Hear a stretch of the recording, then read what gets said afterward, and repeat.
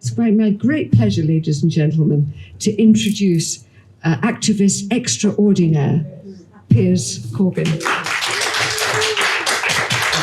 Thank you very much for that introduction. What I wanted to do was just go through a few points about the threatened war in Ukraine, or actual war, and points about war in general.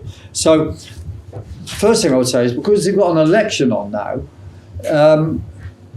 you can hear the back all right? You can.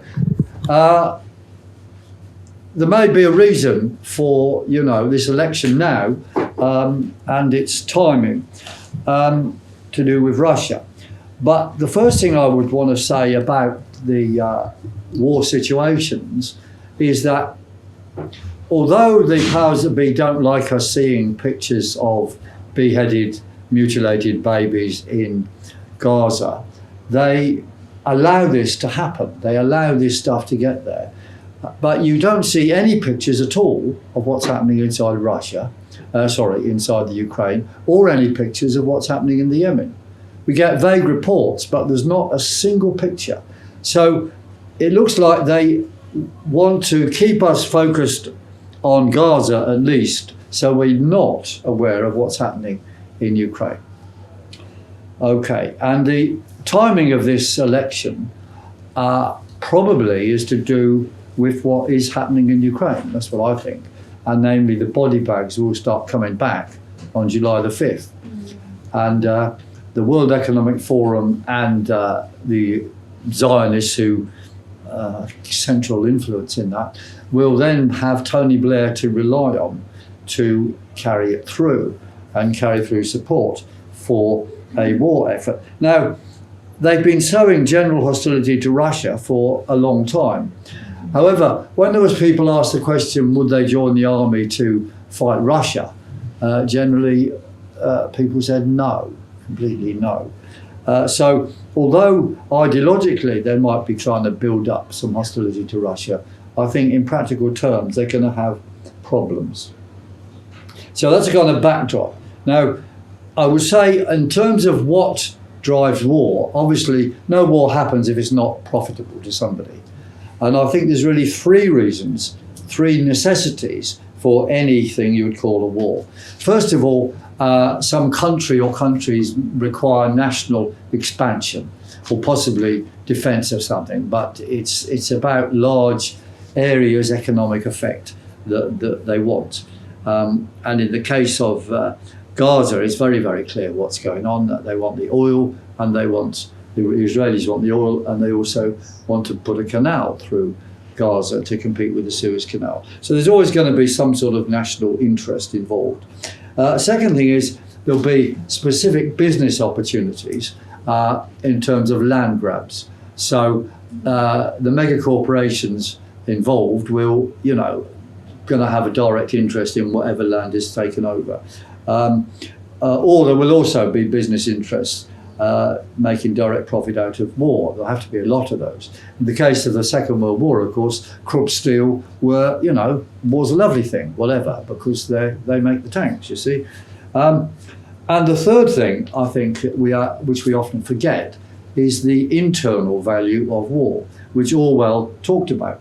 He said, there will be many wars. There's going to be wars of our people against their people, but actually they're wars against you, because they're used to control you. Because if there's a war, you have to follow your leader, because if you don't, the others might win, and then you'll be crushed by the enemy. So the nationalistic nonsense propagated all the time is, of course, about control of populations, their own populations. And both sides always engage in that, of course. Right, and I would say it's increasingly obvious that all these things happening in the world now, the issue of land grabs is becoming more and more important. I just add there's an add-on, because you see those fires that happened in the Mediterranean and also Hawaii, they're also associated with massive land grabs. In the case they want to make wind farms in the Mediterranean and sell the electricity to the stupid people wherever in Europe.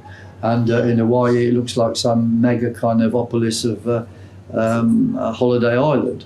Those are not about war specifically, but I just thought I'd put them in because these things seem to be rearing their heads a lot.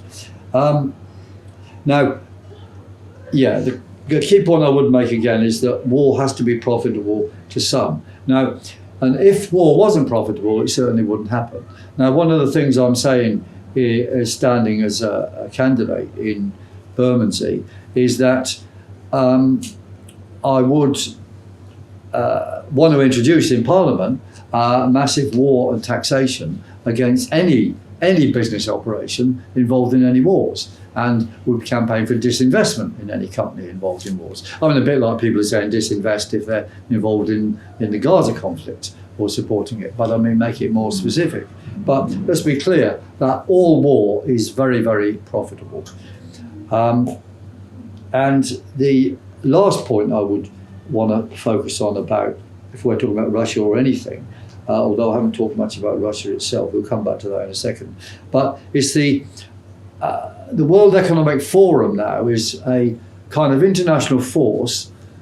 It's not one country or anything, it's not quite like the British Empire, but it is undoubtedly a very big factor. But although we often talk about it as if this is the new rulers, that is more intention than what is actual at present.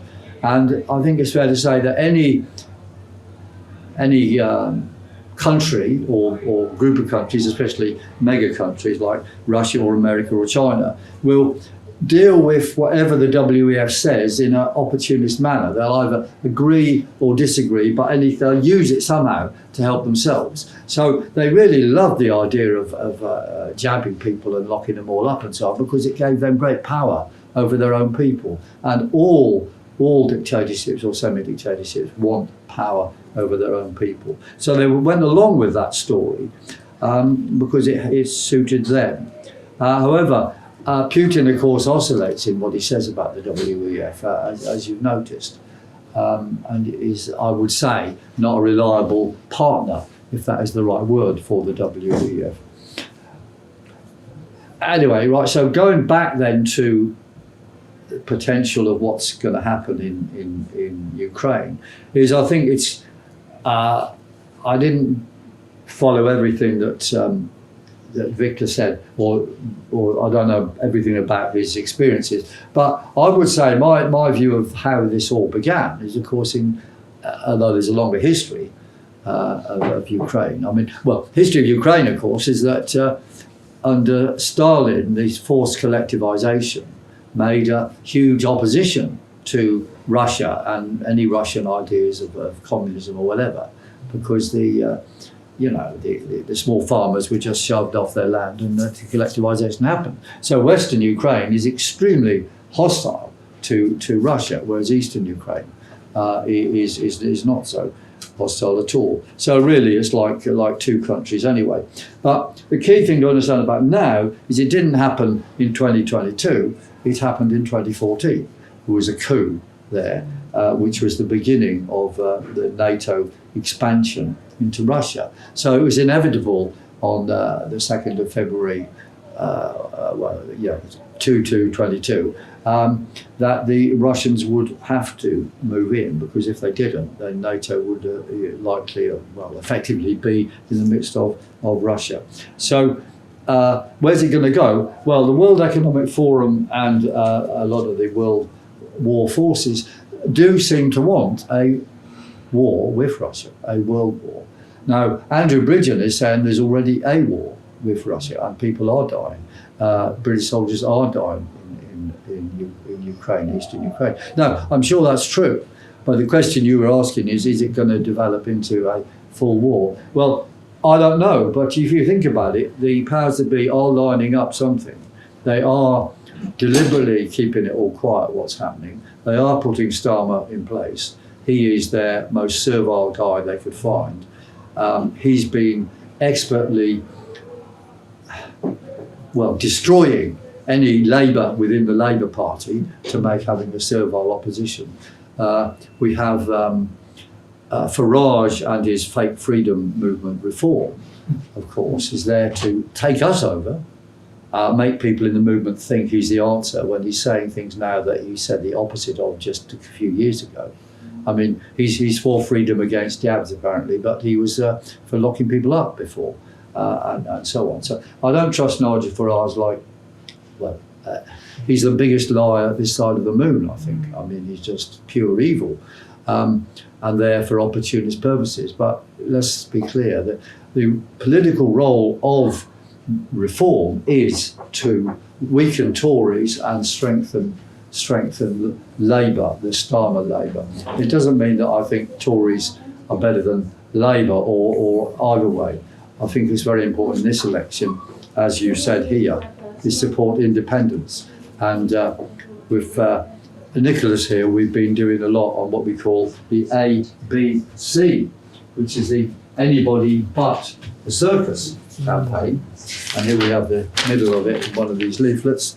The clowns, anybody but the circus clowns, and support independents who are progressive independents. Now, of course, there are a lot of independents around who are just looking for an opportunity to get somewhere. Anybody but the circus, if you want to check on the goodness or not of independence, then ask them if they support the United Front, which is 12 points of principle that we thought any independent should support. And number one of them is men are men and women are women, which immediately sweeps away just about all the parties in Parliament. In fact, all the parties in Parliament, the Labour, Tory, Lib Dem, Green, Reform, who aren't quite there, all of them either support genocide, or they don't believe, or they don't support basic biology that men are men and women are women.